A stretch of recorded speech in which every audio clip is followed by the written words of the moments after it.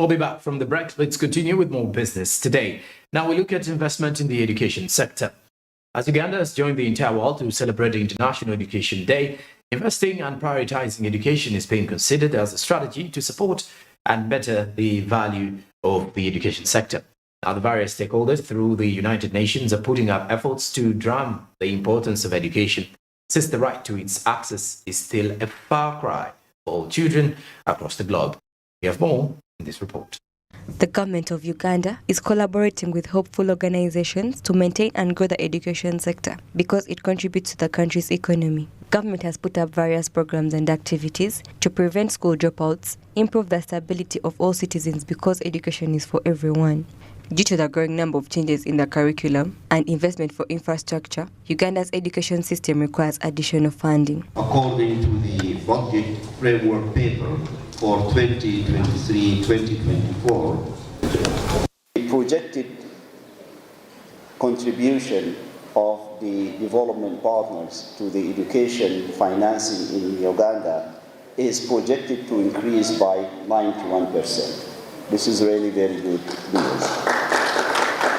And the 91% increase does not include the off-budget spending. So if you add the off-budget spending by development partners in the education system in Uganda, it's quite a significant financial investment.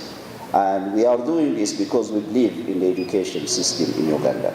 Due to their accessibility, domestic investments will make it easier for all local players to receive funding. In keeping the day's theme, invest in people, prioritize education, shareholders are working to ensure that education is accessible to all Ugandans by encouraging more innovation and facilitating the distribution of resources. Policymakers to increase domestic spending on education in Uganda. Currently, the domestic spending is less than the threshold that is expected from a country like Uganda. But I'm also very much delighted to see that Uganda has a wonderful commitment to education. As I mentioned earlier, Uganda was one of the first countries that declared universal primary education in 1997 and also declared universal secondary education in 2008. Uganda's education expenditure levels are rising, necessitating more investment and administration. Primary education receives the most funding because it is the most fundamental and has the largest number of students. For purposes of eradicating poverty and ensuring that all learners have the fundamental knowledge and skills they need for their future well-being, the government continues to invest in resources to facilitate learning in all regions. 2.1% of the GDP in 1995 to almost 12% of the GDP in 2020. The share of the education sector in the national budget has greatly increased. It's also important to note that under the country's education sector investment plan, at least 5% of education budget must fund primary education.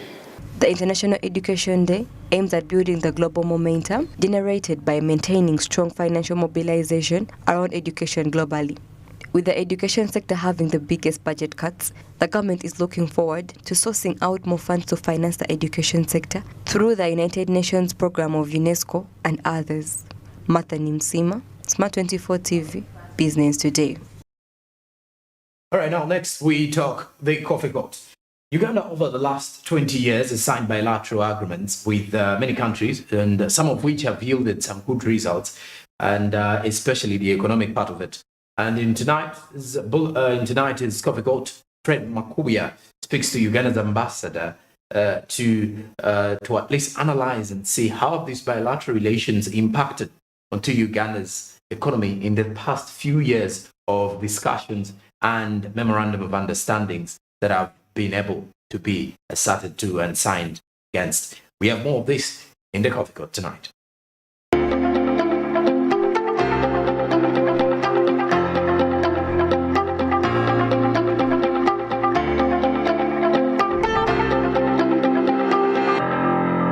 Well, it is a pleasure and thank you for joining us on the Coffee Court. This is where we ask the critical questions and especially questions that make a contribution towards the development of this country called Uganda. And tonight, our emphasis will focus on the bilateral relationship that Uganda as a country keeps on signing on a daily basis. And joining me to discuss this is Ambassador Henry Maiga, definitely from Abu Dhabi. Ambassador, thank you for joining me. Thank you very much for hosting me as well. How significant are these relationships to a country like Uganda? I think we should just segment this thing into two. The first one is the traditional diplomacy that we carry out as diplomatic missions of our country abroad, mainly to prosper the bilateral political relations. That means that the countries with whom Uganda has those diplomatic relations have to have good relations in terms of the political environments in the two countries. In other words, we relate politically in a friendly manner. So that is one segment. The second segment is what we call economic and commercial diplomacy. And in that, we basically are talking about the promotion of trade, the promotion of tourism, the promotion of investments. If we can attract as many investors into the country as much as possible, that becomes a plus. And as far as diplomatic missions are concerned. So extremely important that these diplomatic relations, which you have called bilateral relations, are actually promoted so that Uganda and other countries with whom they have these diplomatic relations can actually trade, have these tourist, attractions between the countries that we're talking about, and then attract FDIs, foreign direct investment. When I was in China, for instance, you remember, China became the biggest contributor of FDIs to Uganda by up to something like 90%. Sure. So because of that, definitely countries have to relate in order to promote trade, in order to promote tourism, in order to attract foreign direct investment, because we are in need of these investments for purposes of developing our economy, for purposes of ensuring that we create employment for the many unemployed that we have in the country. Okay, so if we are to break one by one, how much have you yielded? Probably we could begin from issues regarding trade. Trade, I mean, when you talk about, for instance, the volume of trade between Uganda and China, where it was for 5 years, I think it was in the region, it was imbalanced, absolutely imbalanced, because China was exporting much more than what Uganda was exporting there. But of recent, the volume of trade between the two countries has increased, and Uganda's trade, or should I call them exports to China, was something like 28 million US dollars. But right now, as I speak, probably that is going in the region of about 40 million US dollars. Okay. And on the other hand, China was actually bringing in things here.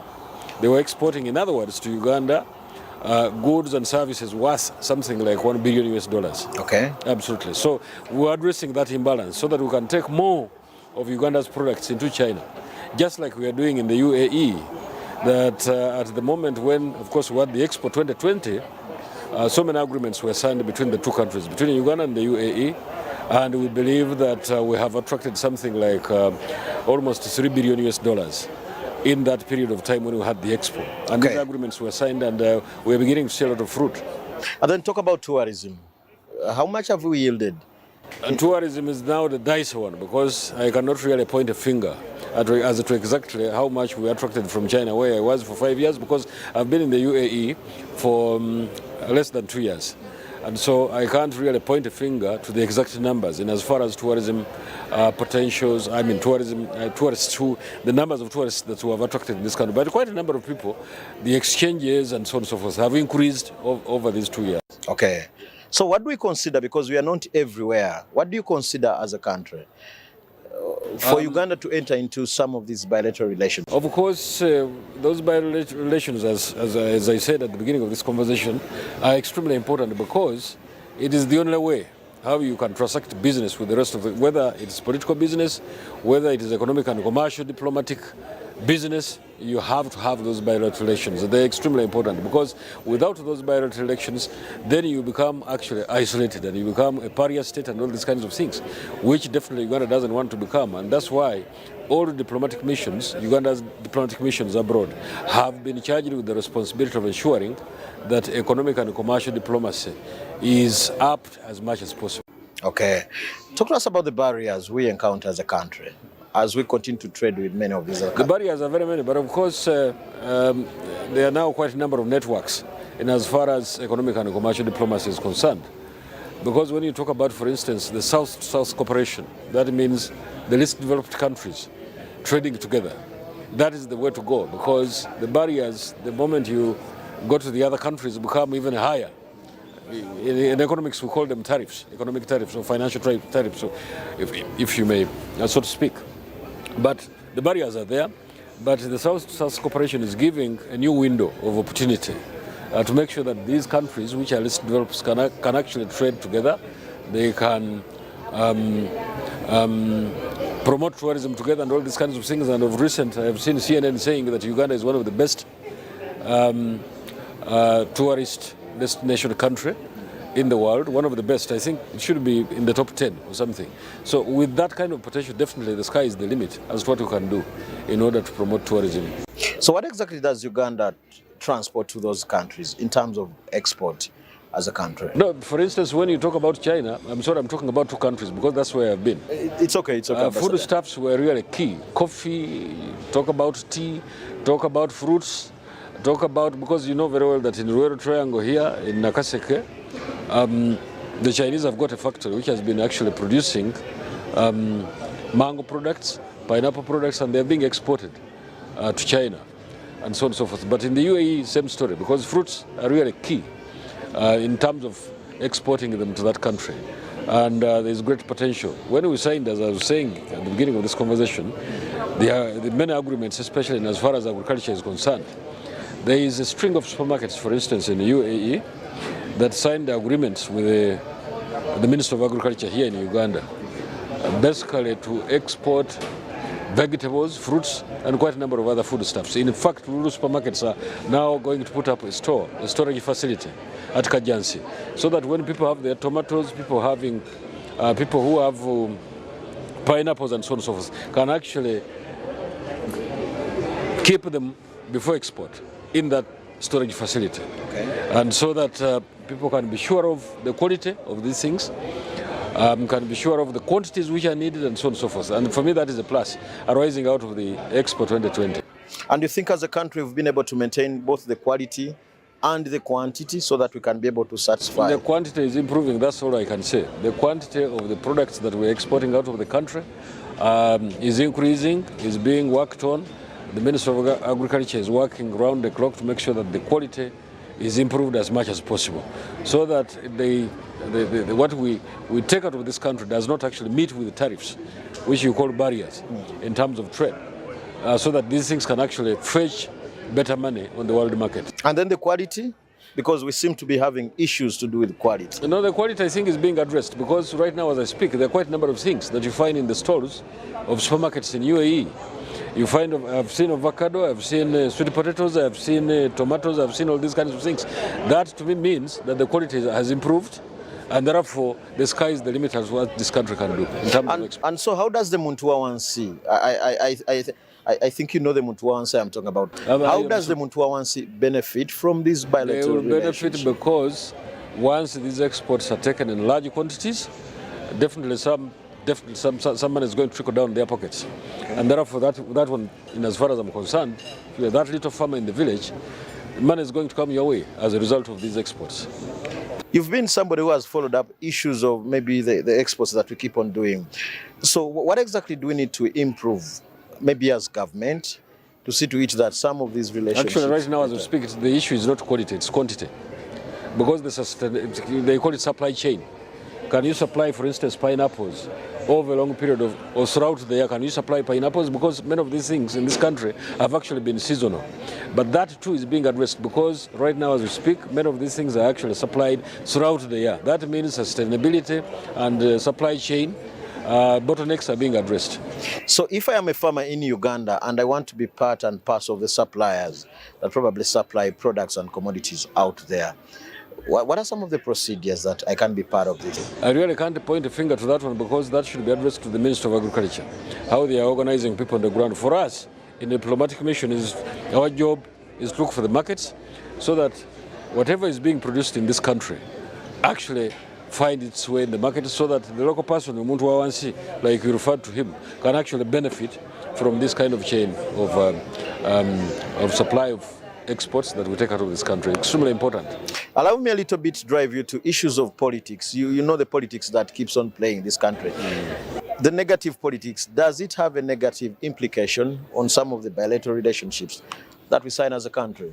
Of course, there is always that issue that once you play the politics badly, it will affect you yourself.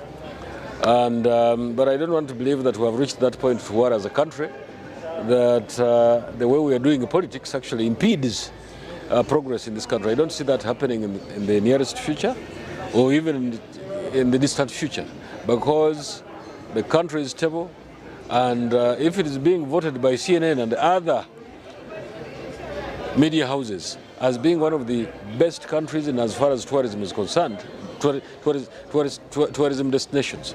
To me, that is a plus, and it appears that the country is actually addressing the problems that we had hitherto, which we don't have now.